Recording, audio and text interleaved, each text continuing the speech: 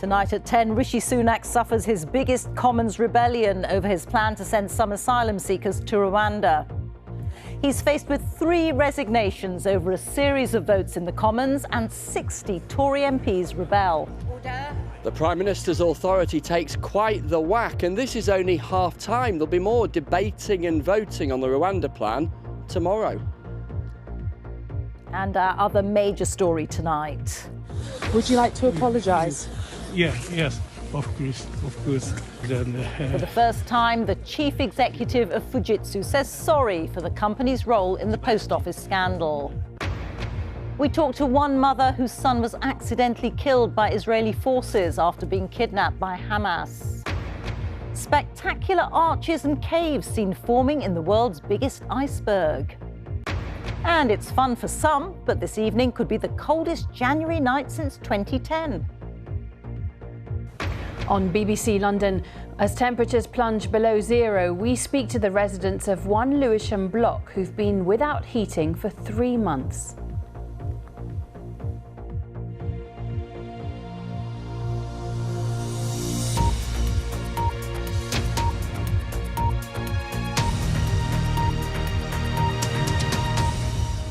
Good evening. If he needed reminding, Rishi Sunak was shown again tonight how controversial his plans to revive his Rwanda asylum policy are with his own side when 2 of the Conservatives' deputy chairmen and a ministerial aide resigned to support a more hardline proposal. Lee Anderson and Brendan Clark-Smith said they wanted to strengthen the legislation proposed by the government to send some asylum seekers to Rwanda. They joined a group of rebel MPs in voting for amendments in the Commons. 60 Tories backed the first of these, making it the biggest rebellion that Mr Sunak has suffered since becoming Prime Minister. Well, our political editor Chris Mason is in Westminster for us now. And Chris, how much trouble is Rishi Sunak's policy in?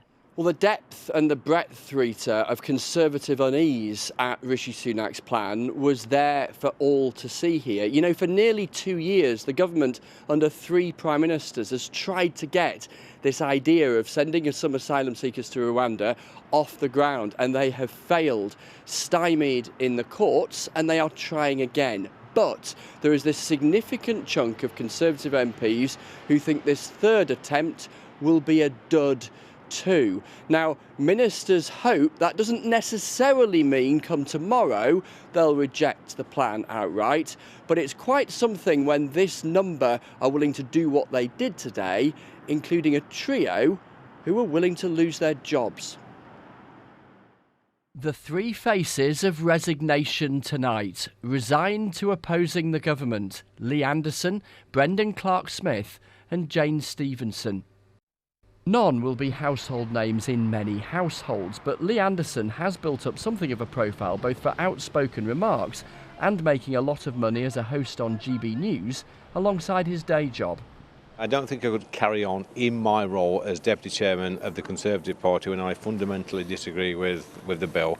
I think most of the bill is sound. I think it can work, but we needed it beefing up, we needed it strengthening over the next few days, and I can't be in a position to vote for something which I don't believe in. Open your mouth. OK, here comes a train. Mr Anderson and Mr Clark-Smith were both elected in 2019. Well, they're cold. I'm not coming back to this pub for food. Well, dodgy landlord. In places that had never, in modern times, previously sent a Conservative MP to Westminster. Both champion day-to-day causes, as they did here, while talking about the price of baked beans. The ayes to the right, 68. The noes to the left, 529. Among those ayes saying yes to changing the government's Rwanda plan, those who resigned alongside 57 other Tory MPs. A hefty assault on Rishi Sunak's authority. The Rwanda policy had been debated here all afternoon. Passion, frustration and anger all on show, and that was just the Conservative benches. Robert Jenrick. Robert Jenrick was the immigration minister until he resigned over all of this and is now one of the leading voices arguing the government's plans need to change. The only countries in the world that have fixed this problem, latterly Australia and Greece, have been willing to take the most robust action. Are we? Well, I am. Mr. Jenrick wants to significantly limit the personal circumstances in which a migrant could avoid being sent to Rwanda. Another senior Conservative, Sir Bill Cash, argues the will of Parliament must be more important than international law. And I strongly urge the government to note the sheer anger and frustration demonstrated in opinion polls and public concern that we get this bill right and make it work. Enter a third Tory you may just have heard of, who's no longer even an MP. Boris Johnson's no stranger to stirring things up. He wrote on social media he backs Conservatives proposing changes. The right course is to adopt the amendments, he said. Opposition front bench, Stephen Kinnock. As for the opposition parties, plenty think the Rwanda policy is ridiculous, morally, practically, financially. The Labour Party is opposed to this bill in its entirety, for the simple reason that we are opposed to the Rwanda scheme in its entirety. On the SNP benches, we will fight this rotten bill all the way, today, tomorrow and any opportunity we get, not in our name. Just before the vote, the illegal migration minister pleaded with his colleagues to back the government, arguing its plan is as good as things get. Our Rwanda bill is tougher, tighter, it goes further. We have a plan to stop the boat, and I invite honourable members to back it. But the standout question tonight is how many of those many Conservative MPs who backed changing the Rwanda plan will actually be willing to outright reject it. Well, I potentially would be prepared to, but we've got 24 hours, that's a long time in politics. We've got more votes tomorrow on more amendments, so we're not at that position yet where we can make that decision. But I would be prepared to in principle, but actually what the government needs to do now is tighten up the bill. Tonight, no more Chuckle Brothers pictures like these of Rishi Sunak and Lee Anderson from a few weeks ago. Conservative divisions over Rwanda are exposed once again. Significant day, Chris. So what happens tomorrow? Tomorrow is absolutely key here, Rita, because yes, there's been lots of support for these amendments, these proposed changes, but the crunch point comes when there is a vote on the overall thing that the government wants, the bill. How many of those who backed the amendments are actually willing to vote against the government then, potentially bringing the bill down and a devastating attack on the Prime Minister's authority? You heard the caveating there from Miriam Cates, the Conservative backbencher, who voted with the rebels today, but would she be willing to do it tomorrow? And speaking to senior figures in government, they, as things stand, maintain a quiet confidence that they do have the numbers to win tomorrow. But they're also well aware that those who've rebelled can say, look, our numbers speak for themselves and will continue being noisy. And even if the government does win tomorrow, it heads off to the House of Lords and could encounter plenty of opposition there too. So talk of Rwanda, far from over. Chris, as always, many thanks. Chris Mason there. Senior bosses, including the global chief executive at Fujitsu, have apologised for the company's role in the post office scandal. Hundreds of sub-postmasters were wrongly prosecuted after money appeared to be missing on the computer system called Horizon, developed and run by Fujitsu. Paul Patterson, who's head of Fujitsu in Europe, told MPs that the company had fallen below its own standards of conduct and had a moral obligation to contribute to compensation for the victims. Our business correspondent Emma Simpson reports. Morning, Joe. Jo Hamilton, convicted by the Post Office but later cleared, on her way into Parliament. I've got a busy morning, I think we need to get in. Huge interest because the company behind the faulty software is finally talking. Paul Patterson from Fujitsu, which has stayed largely silent until now. Joe was right behind him as he began. Fujitsu would like to apologise for our part in this appalling miscarriage of justice. We were involved from the very start. We did have bugs and errors in the system, and we did help the Post Office in their prosecutions. He admitted there were problems when the software was rolled out and that the Post Office was told. Do we take that information and share it with the Post Office? Yes, we did. How the Post Office then chose to use that information in their prosecutions is entirely on the Post Office's side. But he didn't answer some of the key questions. You knew that there was glitches in the system. Why did you sit back and do absolutely nothing about it? I don't know. I really don't know. And on a personal level, I wish I did know. And then there's the bill for compensation. Is there a moral obligation, Mr. Patterson, for you to contribute? I think there is a moral obligation for the company to contribute, and I think the right place to determine that is when our responsibility is very clear. Alan Bates told MPs he's still waiting for his full compensation. It's gone on for far too long. People are suffering, they're dying, we're losing numbers along the way, and it just seems to be tied up in bureaucracy. Questions too for the CEO of the Post Office, Nick Reed, who started in 2019. Do you believe that the Post Office prosecuted the innocent, knowing the case to be flawed? I sincerely hope not, but I have not had evidence to that effect. He was asked when the Post Office first knew when remote access to Horizon branch terminals was possible. I couldn't give you an exact date on that. Why can you not answer that question? It is fundamental to this case. Where did the money wrongly taken from sub-postmasters go? He said it was possible it ended up as part of executives' pay. Many wanted to know what Joe Hamilton made of it all. I kind of knew what they were going to say. But he did say he was going to cough up. Yeah, ish. Yeah, so that's good news. It's good news for the taxpayer anyway, isn't it? But we just need this fast track. In Davos, the global boss of Fujitsu has just made his first public comments on the scandal to the BBC. Would you like to apologise? Yes, of course. Fujitsu has apologized. It's a big issue which Fujitsu takes seriously, he says. His company under real scrutiny now. Emma Simpson, BBC News. Well, at the Scottish Parliament, the country's top prosecutor has apologised for the failings in the system that led to the wrongful conviction of Post Office branch managers. Let's speak to James Cook. And James, how is this scandal unfolding in Scotland?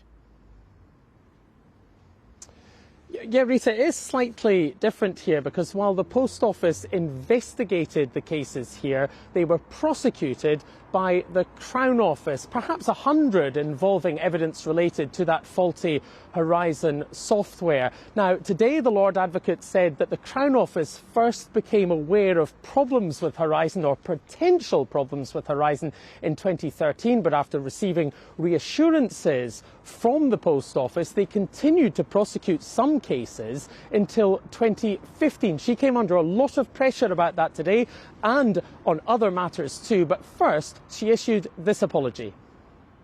I remain acutely concerned that the Crown Office and Procurator Fiscal Service was repeatedly misled by the Post Office. Assurances which were just not true were repeatedly given. To those wrongfully convicted, I understand your anger and I apologise. Well, the First Minister, Hamza Yousaf, has promised to work with the UK government to exonerate the innocent. And indeed, tonight we've heard that the Prime Minister has written in response to the First Minister offering discussions on that subject. But the Lord Advocate here today sounded deeply sceptical about the notion of any blanket acquittals, strongly suggesting that these cases should be dealt with on an individual basis by the courts in the proper, in her view, constitutional fashion. She talked a lot today about guilt, stressing repeatedly in her answers, not every Horizon case will be a miscarriage of justice. Thank you very much, James.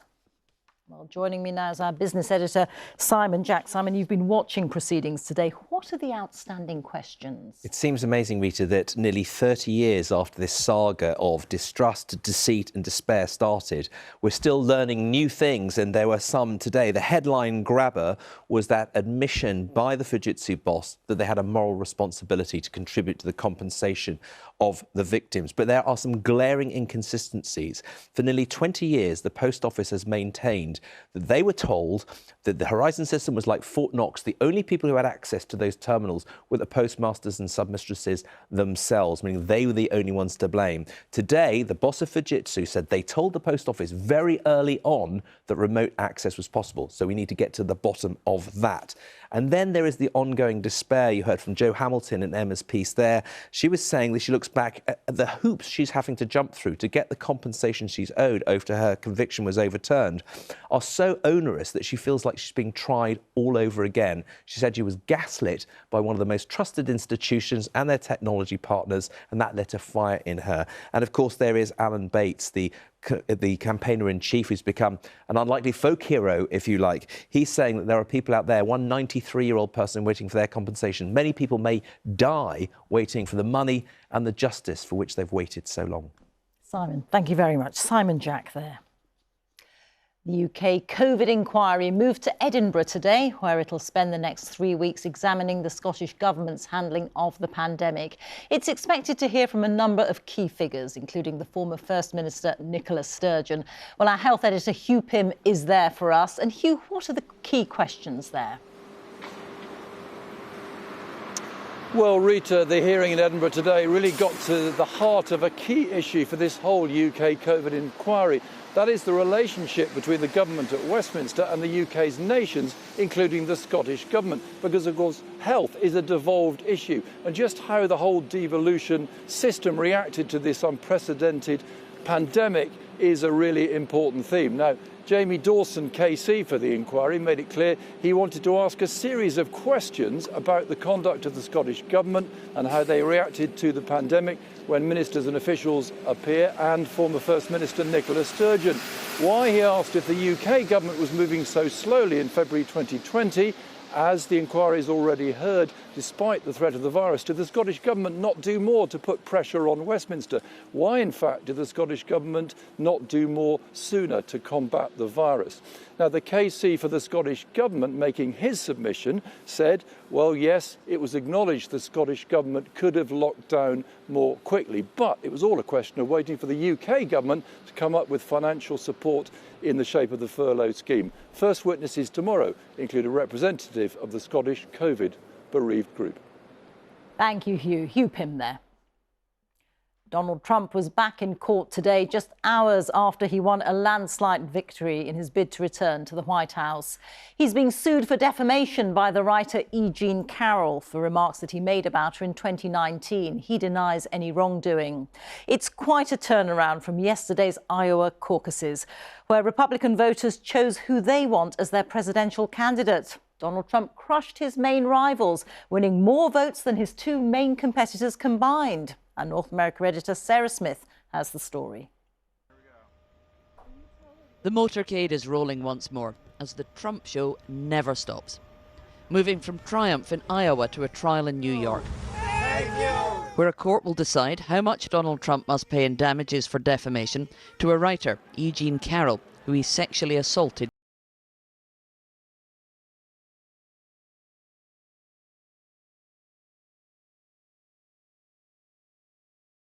Or maybe the king reclaiming his crown. Donald Trump was practically inhaling the adoration. Knowing he'd won support beyond his usual base, including women, college graduates and younger voters. He's already talking about being back in the White House. So we're going to come together. We're going to drill, baby, drill right away. Drill. Baby drill. We're going to seal up the border. You can tell Donald Trump is impatient to get this nomination wrapped up so he can take the fight to Joe Biden. He's not the Republican presidential candidate yet, but he might be soon. And he's behaving as though he has already won his party's nomination. I think people want peace and prosperity and strength back, and that's what we had under Donald Trump. We had strength, and we no longer have strength under Joe Biden, who's arguably the most incompetent president in the history of our nation. GOP candidates are turning to New Hampshire, where Trump's rivals hope they have a very slightly better chance of beating him. We came out with a strong showing. That's what we wanted in Iowa. Now we're in New Hampshire. You can look at the polls in New Hampshire. We're a stone's throw away from Donald Trump. Ron DeSantis came second in Iowa, but way behind Donald Trump. And that's a bad look after sinking time, money, and most of his hopes into this state. He says he will fight on, for now. We have a lot of work to do, but I can tell you this, as the next president of the United States, I am going to get the job done for this country. The scale of his victory left Donald Trump feeling unusually magnanimous towards his rivals. I want to thank you very much. I want to congratulate Ron and Nikki for having a good time together. We're all having a good time together. And I think they both actually did very well. I really do. I think they both did very well. We don't even know what the outcome of second place is. But do remember, he is not the outright victor yet. This mood will definitely not last. Donald Trump is now heading from a New York courtroom to a New Hampshire campaign event as he is blending together his legal defense with his political campaign. And he is successfully turning all those charges against him into an electoral asset. Now, if you would like to hear more about this race in this crucial election year, well, the latest episode of the Americast podcast is already available on BBC Sounds. Thank you very much. Sarah Smith. Another container ship has been targeted by Houthi rebels in the Red Sea off Yemen. The Greek-owned vessel suffered only minor damage. The Houthis began attacking merchant vessels in November, saying they were responding to Israel's military operation in Gaza. The strikes have disrupted global shipping and prompted widespread concerns of price rises, all of which formed part of discussions at the World Economics Forum in Switzerland today, as our economics editor Faisal Islam reports.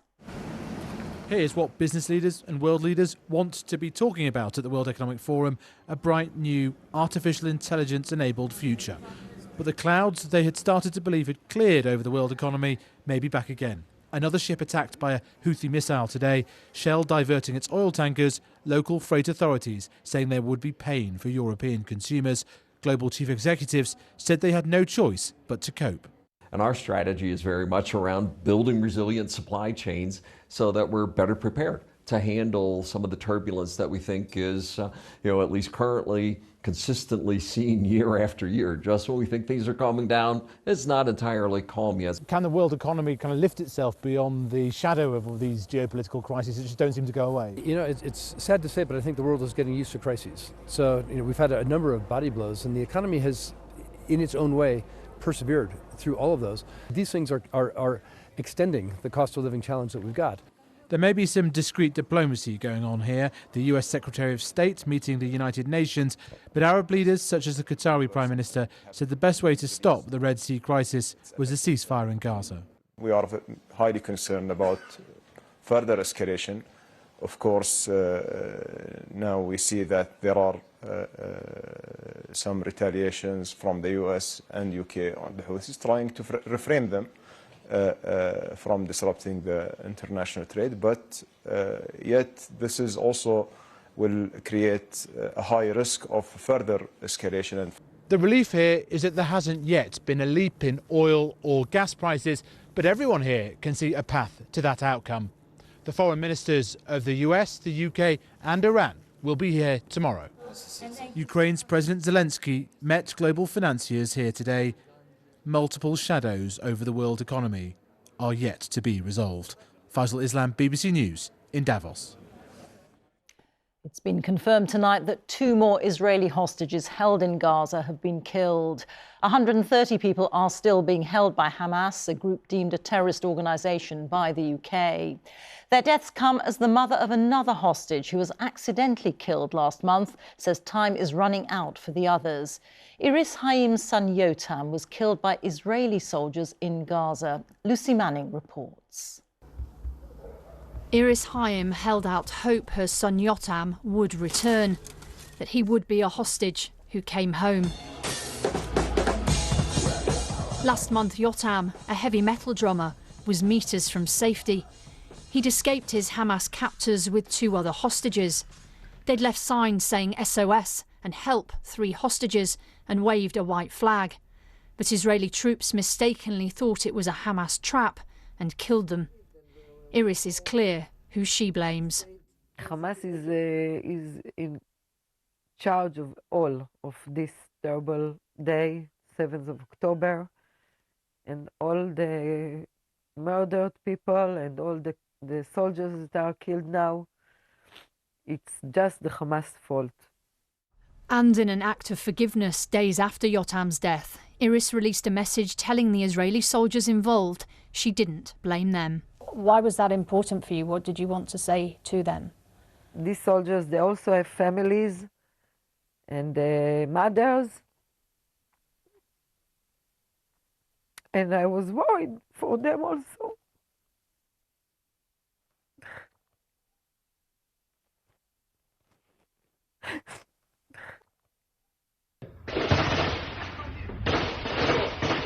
This is what Yotam filmed on October the 7th. He says the terrorists are in the kibbutz. They killed, burnt and kidnapped. We met Iris in November in London as she campaigned for his release. And you still have hope you will see your sons alive? We must hope. We must hope. Around 130 hostages are still being held. Last night, Hamas released a video where hostage Noah Argamani, in the middle, under duress, said 2 fellow hostages had been killed. Tonight, Israel confirmed father of 3, Yossi Sharabi, on the left, and Itai Sversky on the right, whose parents were also murdered in October, had been killed in captivity, and their bodies now held by Hamas. They have psychological terror. They want that we will be afraid all the time, and that's their way to make us weak. At Yotam's funeral, a drum kit. Their family's last name means life, and Iris is determined her sons will have meaning. Keeping the human spirit, with a high human spirit, even in a dark place like Hamas captivity. He finished his life like a free person. And that was Iris Haim talking to our correspondent Lucy Manning about her son Yotam. Now, mystery surrounds the discovery of 7 dead giant tortoises that have been found in woodland in Devon. Police say they're thought to be the Aldabra giant tortoises, the largest in the world, which can live up to 150 years. The National Trust said its teams were horrified when the animals were found on their land and that anyone with any information should contact police. Now, take a look at this. Erosion is carving dramatic features into this, the world's biggest iceberg, in what's likely to be the final months of its existence. The iceberg known as A23A is being ground down by the warmer air and water that it's encountering as it drifts slowly away from the Antarctic. But it's not seen as a consequence of climate change, and as it melts, it will have benefits, as Jonathan Amos reports. After 3 decades confined to the freezer in Antarctica, A23A is on the move, travelling north into warmer waters. The berg is now melting, and fast. An expedition this week saw waves gouging huge caves and arches in its walls. Only A23A's enormous scale is keeping it in existence. Satellite images show the frozen block to have a width of 65 kilometres or 40 miles. That's like the distance from Manchester to Sheffield. A23A has an area of 3,900 square kilometres. That's more than twice the size of Greater London. And its average thickness is about 280 metres, nearly as tall as the Eiffel Tower, and it weighs close to 1 trillion tonnes. But these dimensions are shrinking all the time. Now that it's moved off from its relatively cooler position in the southern area of the Weddell Sea, it's being exposed to much warmer water temperatures, much stronger currents, and much warmer air temperatures as well. So all of these forces will combine to attack the integrity of that iceberg, and it will eventually begin to carve off and break up into smaller pieces.